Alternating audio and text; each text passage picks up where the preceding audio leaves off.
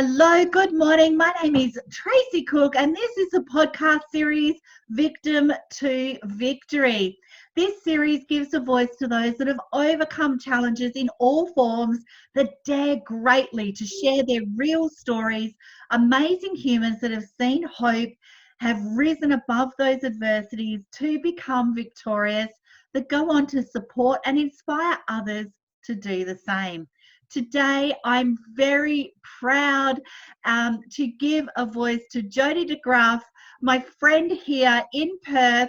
Welcome, Jodie. Thank you so much for being one of the voices on our series. Thank you very much for joining us. Hi and good morning, and thank you. Thank you so much. You've been a wonderful friend to me and helped me to get to where I am today. And you're an inspiration. I love you, Trace. Oh, yeah. Thank you so much. Now, today I really want to make this about you and your story, because I know that it's taking a lot of courage for you, Jodie, to restate this and declare this publicly in some ways. I know that this is a little bit of a struggle for you. And that's what this series is about, is kind of people daring greatly to step into the arena to show their vulnerabilities, and at the end of our vulnerabilities we find strength and we go on to inspire others. And I know that your message is not told often, and I know how hard it is for you to share that story today. So I do really appreciate you sharing that, and I know that it is going to touch hearts, and I know that people are going to draw courage from this, and you're one of the people that have dared greatly. And I know that your story, where does it all begin, Jodie? Let us get to know you. Where does your story begin? Well, I'm part of a dysfunctional family. I'm the oldest of, Mum and Dad had 6 of us, and I'm the oldest girl. Plus my dad, he had other kids as well. But anyway, both my parents were alcoholics. Well, my mum still is. My mum used to always try and commit suicide as a child. So regularly we would be shifted off to other families or into Wansley, government homes and things like that. And we had more dads than hot dinners. Going to school was my way of getting away from home, but then everyone at school knew, and I got bullied at school because of my mum. And then I always felt a bit guilty that I always felt a bit guilty because of my sisters. I've got 3 sisters under me, and I'd have to leave, and I couldn't protect them. And as I was growing up, I was always told I'd be just like my mother, just good for breeding. And of course, I didn't want to have kids purely because of that. And I ended up in and out of homes and things like that, and went to 18 schools, always the new girl. Plus I'm deaf. I only have hearing in one ear. I got hit by a car when I was 3. I had to learn to walk again. I sign, but predominantly I'm basically deaf. My left ear does not work at all. It's a dead ear. And Mum, it was just so hard. And I know my mum tried, but my mum just couldn't seem to function without the alcohol and the depression. And I had an older brother named Hans. I have an older brother, Hans. And because he was Hans, I got Gretel in school, and we didn't get along at all, actually. And then when I was 13, Mum decided to take us down to a small country town called Manjimup. I was always a new girl. I wasn't received very well. And, just getting out of the house and going down to the school, there'd be people waiting outside, and I used to get beaten up every day. In the end, my girlfriend and I, we shaved our heads, hitchhiked out of town, which actually told the truckers we were Christians on a mission. And I ended up, that's one of the highlights. And I still laugh at that. And she's actually still one of my best friends. She actually lives 5 kilometres down the road from me now, still, up here in Rollystone. And I love her. She's a magic friend. Anyway, back to that. Ran away from home. I ended up at my dad's. The police went through every name in the phone book, hotels, to find my dad, and we finally got to Woodbridge. They found him there. I went on to live with my dad's. it wasn't really a good place for a 14-year-old girl at all. But I just concentrated on school. I didn't want to be that one like my mum. I wanted to go on and do more and try hard. And anyway, I did 11 years of school, and then I went and did a year at Leadville TAFE and did business studies. And then a good friend of ours died after my 17th birthday, a week after, and I ended up going out with this guy, Tony. The following year, I had my daughter, Shaylee. Now, I didn't want kids, but I fell in love with her the minute I had her. I stayed in that relationship. It was volatile. It was not it was a toxic relationship. I went on and had a son, 4 years later, Anthony.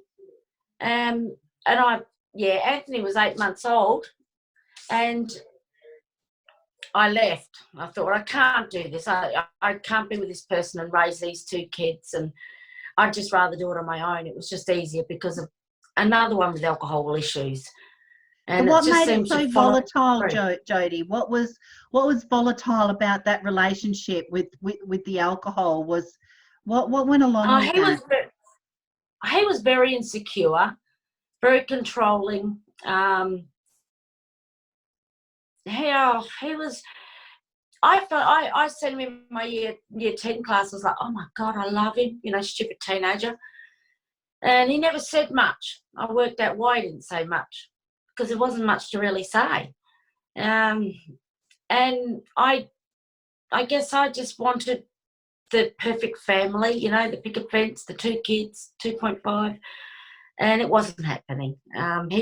He slept around, he'd get drunk, and he'd hit me. My first Mother's Day, I got a black eye. I shouldn't have gone on and had Anthony, but in saying that, I've got the most wonderful son who I love and adore. So, it's funny what life can do. And when Anthony was a baby, I thought, no more. I'm not doing this. But I don't know, I seem to pick wounded animals and want to help them and save them and fix them. I can do this. Oh, you can't save everyone and you can't fix everyone. And it's taken me a lot of relationships to realise this. Because I did go into another relationship. It would have been about 3 years after I'd left Tony. And that, again, was toxic and volatile. And I just kept seeing to picking these people. And then in the end, I ended up, this was down south, and I ended up moving to Perth with the children.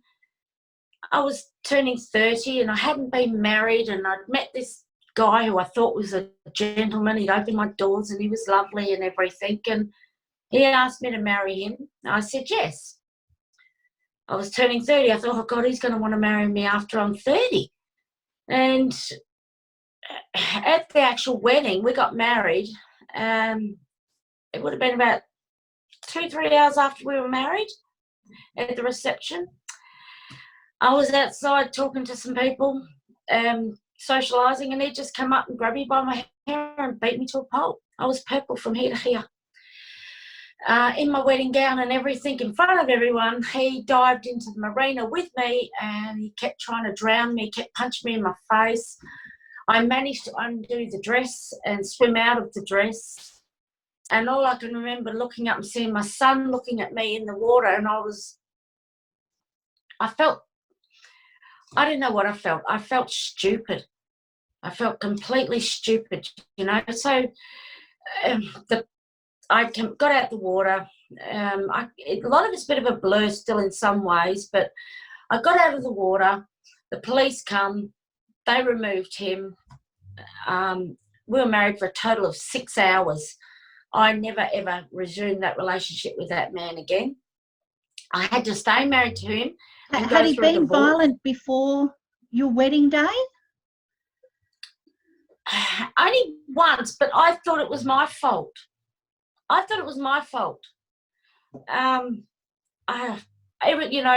still, as an adult, I'm forever saying sorry for so many things, and half the time I don't know why, and it's not me that should be sorry, but I'm still growing and learning and accepting and finding things within myself. back to the wedding thing, I didn't go back. I didn't have anything to do with him after that. I had to stay married to him for a year to get the divorce. But from there, I went to a woman's refuge. And in the woman's refuge, I'd sold my car, and I'd gotten a different car and things. And I had enough money to get myself into a house. While I was getting my bits and pieces out of the refuge, one of the women there said she'd give me a hand. And she did. She helped herself. She took my purse and took all my money. The refuge said it was my fault because I'd left it open for her to take. There was no police involved. I felt totally let down by everything. Anyway, me being me, I thought, well, I'm not going to let it beat me. So, I found a way and means of getting more money, and I did, and I got an apartment. I was still damaged goods. I started working for a finance company, St. James on Stirling Highway, and I shouldn't really name them, but anyway, it ended up with it ended up with the owner of the business messaging me at night time with revolting messages. In the end, I couldn't work there. I'd had enough. I was pretty well broken, trashed and smashed, and I had a friend in a wheel. This is where it comes to. I had a friend in a wheelchair. Been friends with him for a long time, and I'd looked after him and whatnot. And anyway, he ended up in hospital with osteomyelitis, which is bone cancer, but it was of his ischium, which is your bottom bone. I'd help him do dressings and things. It was really quite revolting. But anyway, I had no faith left in myself and anything, and I was living in an apartment in Subiaco near the hospital, and we got broken into, and they just trashed the house, and I was sleeping in the car because the real estate took so long to fix the door there. And in the end, I said to the kids, well, you're better off to go and live at your dad's because I can't put a roof over your head at the moment. So I felt even more useless. And I was like, oh. Anyway, my friend in the wheelchair was in the hospital. I'd visit him sometimes twice a day. And he said to me, well, why don't you marry me? And I thought, well, why not? He can't physically hurt me because that was the biggest thing I was scared of, So, I made a big mistake and married him. And he was in hospital for 3 years. I went and did my real estate certificate while he was there. And the day I got my certificate, he decided to come out of hospital. Well, everything went pear-shaped, of course, as it was going to. I just didn't foresee that part of the future. I wish I had have, but a lot of things are hindsight. So I married him, and he didn't need to hit me. He hit me with words and feelings and made me feel totally stupid. I ended up leaving him 6 months later. So, 2 marriages, one for 6 hours, one for 6 months. And I went on and I owned a couple of businesses. So I was just, not doing anything to do with relationships. I don't want to know about it. I'd sleep in my office, and I got myself a little dog. And then my mum got really sick, so I ended up moving in with her, and I moved down to Bunbury, and I did postal work on a postie bike. That was different. And then this fella was in my life, and we were dating off and on. He was up in Perth and on the mines and whatnot. And I thought, maybe it's time to let my guard down. Maybe it's time to let myself be loved, actually loved, instead of me doing all the loving all the time and getting trashed. And hence it brings me here today with my beautiful big fella. And your husband's gorgeous. It's a happy part. Yeah, this is a happy part, and I'll cry. So you've been a recovering people pleaser, Jodie. You've been a recovering people pleaser. Yeah, absolutely. And, my mantra in my mind is always that song, and the beat goes on. And my beat is going on. My fella's wonderful. He supports me. He believes in me. I believe in him. I support him. I love and adore him. and as does him with me. He's fantastic. And he's helped me to realise that I'm a person that deserves to be loved. You know, stop throwing it away. I've had counselling, intensive counselling for over a long period of time, and I'm still growing and learning and developing every day. But having Bruce and having my children, Shaylee's just down the road with the 4 grandchildren who I adore them. And Anthony's actually living at home with us, with the grandson Taj. I wouldn't change anything for quids. You know what? And everything that happened to me back then is what's helped me, shape me to becoming what I am today. And then I thought, you know what, it sounds a bit funny, but you know they say about you mechanics having bad cars? Well, I'm a marriage celebrant and I've had bad marriages. It doesn't mean that I can't have a good one, and I can't help people have a good one. And that's all I want. So I've gone on and studied and become a marriage celebrant, and with the help of yourself, you are my driving force, my inspiration. You know, you're my go-to lady, and you still are with so many things. And I'm blessed to have friends like you around me, supporting me and believing in me, and that's what keeps me going. And I know where I've been. I know that yesterday doesn't define you, but it can help shape you to be a better person, because we should all want better for ourselves, not just for the people we love. We've got to start believing in ourselves, because if we don't, what are we going to give to the future? And how do we go into the future? You know, it is, you know, I think that you have to sometimes go through a storm to understand why the storm was there and to get through the other side. Well, our stories are given to us for a reason, Jodie. I'm such a firm believer in that. No matter how traumatic or victimised or our stories, we should be wearing with superhero capes, because like you said it so perfectly. It defines us. That is who we are. We had to learn those lessons to be able to be the person we are today. Like you said, you're a wonderful marriage celebrant here in Perth now, and you've had 2, you know, failed marriages. But it doesn't mean you don't know what marriage means. It doesn't mean that you don't know what relationships are, because you're in a beautiful relationship now with your wonderful husband. Exactly. And you've got 2 beautiful children and your grandchildren, and your story has defined you. You've done the inner work, and when we're always a story not complete, we're always going to learn. And as part of being a recovering people pleaser, you finally opened yourself up to being loved, and you thrived. Yeah, and I'm still going. Every day is a new day, and every day is a new time. You can learn every day. So, you know, I'm still learning bits and pieces about myself now. You know, at 52, well, no, I'll put myself a bit forward there. 52 in July. You know, I'm so glad my life's been what it's been. Yeah, maybe I would have liked a different childhood, but guess what? I didn't get that. But I've got a whole lifetime of adulthood and experiences I can help other people with, you know, and by doing that, I'm pleasing myself. And that is a big thing for me to do, because I never loved me. I thought, how can anyone love me? I never loved me. So why would anyone else?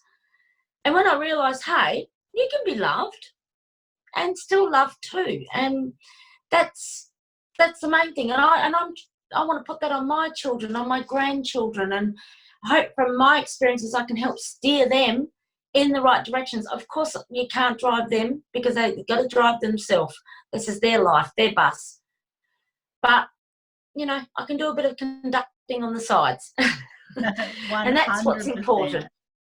Oh, I love that. So you're sending a legacy message, you know, by hope and support and believing in people and loving on people and just loving them for where they're at with what they're doing, not having those expectations, no judgment.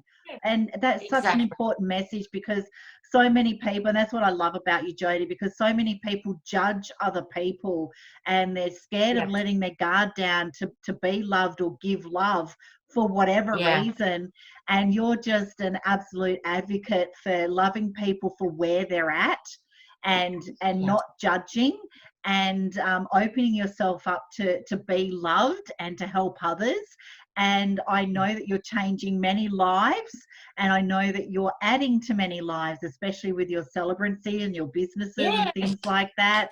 So that is a definite bonus of love and hope and leadership that you're showing to all of these couples, and to you and your family and your grandchildren as well.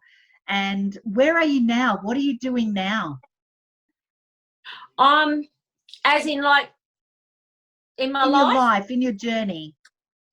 Well, I have weddings on the horizon. One next month, one in August, one in September, 4 in October, 2 in November, and building up for next year as well. And I'm just loving it. Every day is a new day. And, you know, even amongst everything that's going on at the moment within the world with this crisis, I think it's been a wonderful time to sit back and reflect and to gain more knowledge and information, understand yourself better, because we got time to get off that merry-go-round of life for a bit.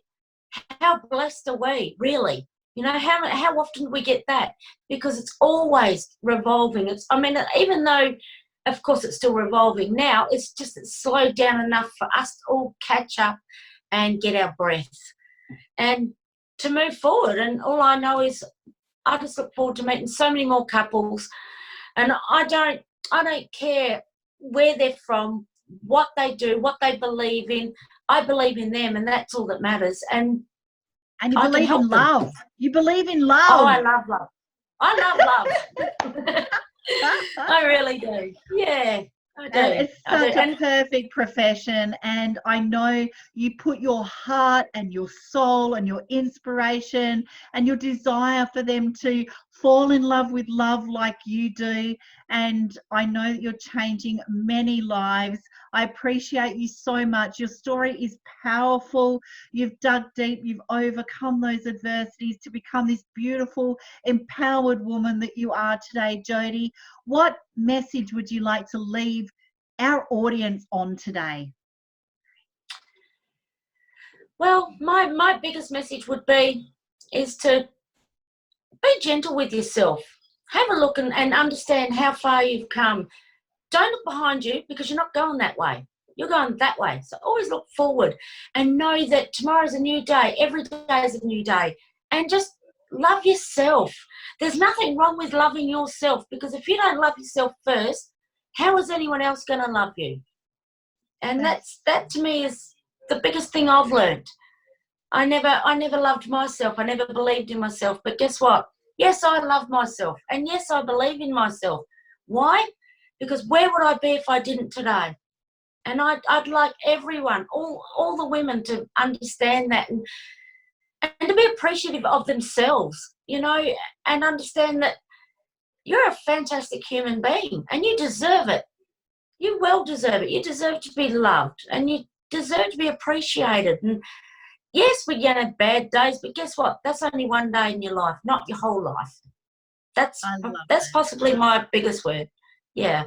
Yeah, just be gentle on your soul and love your soul for who it is. I love that. Thank you, Jodie. Thank you so much. I so appreciate you. You're going from strength to strength. I really appreciate your time today, Jodie, and your message is so, so powerful. More powerful than I think you give credit for it for, because you're an amazing, beautiful, empowering woman, and I know how much value you're adding to people's lives, and I so appreciate you. So thank you so much for being brave. I know it took so much for you to be brave to tell that story today. I know how hard that was to come out publicly with some of that. So you're so appreciated. And you can find our podcast on YouTube and the Facebook group Victim to Victory podcast series. If you got value from today, please subscribe, like and comment. And thank you very much, Jodie De Graaf, for joining us today. And I would like to leave you with a message of step into your power and let your voice roar. Thank you, Jodie. Oh, my pleasure. I love chatting with you. Thank you. Thank you.